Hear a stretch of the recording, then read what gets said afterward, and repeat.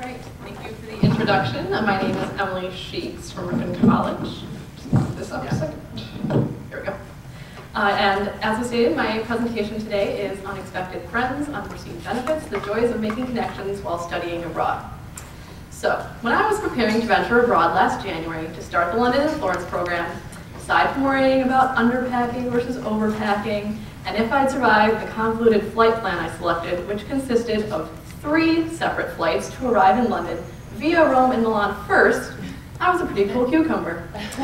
I was traveling with some fellow students from Ripon College and confident that I could handle the transition to London easily.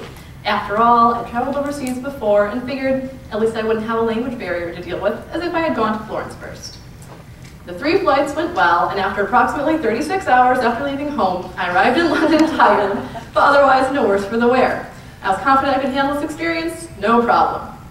This overconfidence in not encountering any issues quickly dissipated in the stressful journey in 6 o'clock peak traffic on the London Underground as our group of 4 hapless college students with enormous suitcases was crushed in the swarm of well-dressed London professionals on their daily commute home.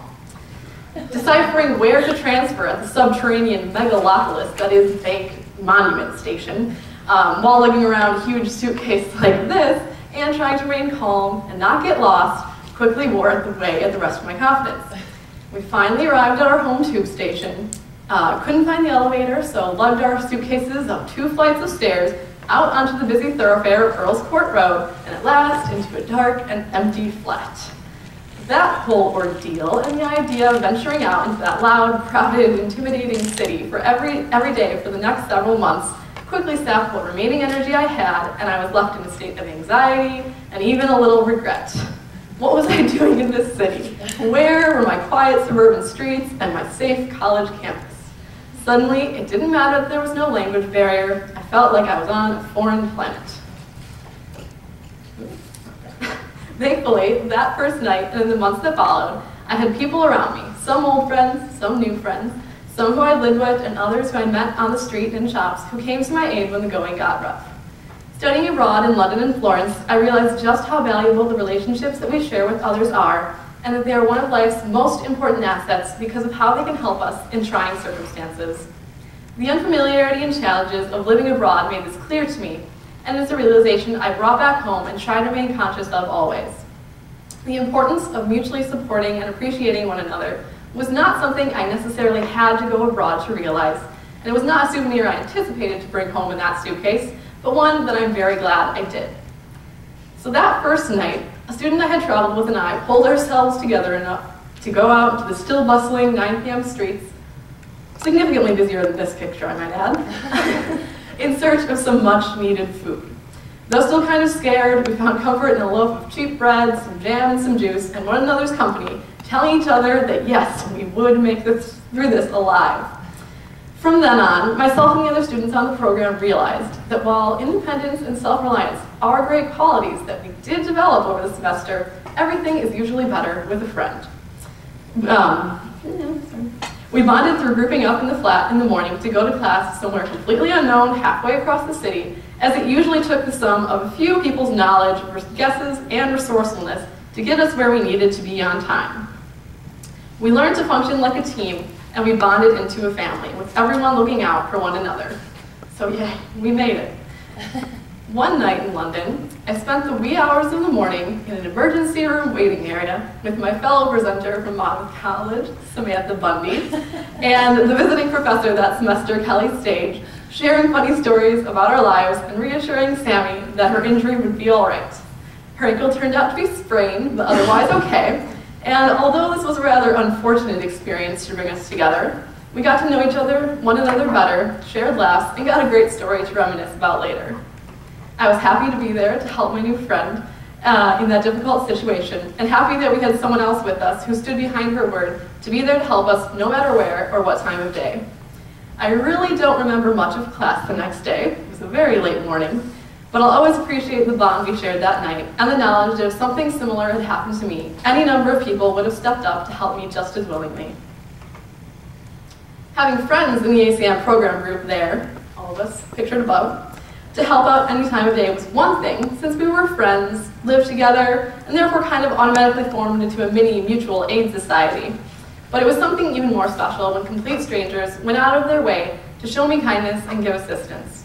No one's perfect, and there were plenty of brusque people I encountered, but most of the interactions I had with strangers affirmed to me that people are basically decent and want to help out when they can. I deeply appreciated the kindness that others showed me while I was abroad, and in thanks for this, I tried to cultivate more kindness with my own helpfulness in order to pay it forward to others. Other people were great assets to me when I was in unfamiliar territory and needed help, so I figured the least I could do was be willing to help others and express my gratitude whenever possible. After the program ended, I stayed in Italy for some extra time and had another simple encounter that affirmed to me yet again how wonderful people can be, even if it's just through a simple gesture. My boyfriend and I went to Cinque Terre, a seaside region in Italy, with great hiking, pesto, and lemons, and it turns out, great people as well. We stayed in Monterosso al Mare, which is in the lower left-hand corner of that picture, where there was a small, family-run pizzeria focacceria that we went to every single day, and sometimes more than once. We went because it was one of the most amazing pieces of pizza that you can have on this entire planet, but also because after just 2 days of going there, the owners recognized us, greeted us really warmly, and memorized our order. One visit, we came up a little short because the pizza was charged by weight, and as two college students after 4+ months in Europe, we were a little strapped for cash. But instead of shaving some off our slices or something like that, they gave them to us for what we had, willingly and with a smile, and welcomed us back just as friendly the next day. Other examples of kindness like this are innumerable. My host family in Florence was also generous and helpful, and I tried to repay their kindness and show my gratitude for this supportive relationship with as many grazias as I could after dinner, and when the morning espresso was particularly strong and vivifying. Without this welcoming home base and their openness to my roommate and I, the transition from Italy to London could have been just as unnerving as the transition from London to home was for me. Thankfully, with an open heart and an open mind, I was able to connect with Raphael, Valeria, and Ursula, who's unfortunately not pictured here, and enjoy the benefits of a friendly relationship. Studying abroad was eye-opening for many reasons.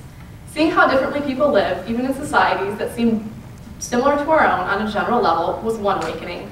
And there was something amazing and eye-opening and astonishing in almost every single class that I attended. But I expected to be awed by the art and astounded by the architecture. What I didn't expect, but I'm grateful I experienced, was a reawakening in my appreciation of how important all our relationships are, no matter how old or new, how lasting or ephemeral. We all have to rely on other people when we're studying abroad, probably a little more than we're used to. At least I know I certainly did. But I feel stronger and better, rather than weaker, for receiving and giving friendship, help, and kindness to my fellow people while studying abroad. Thank you for your time today.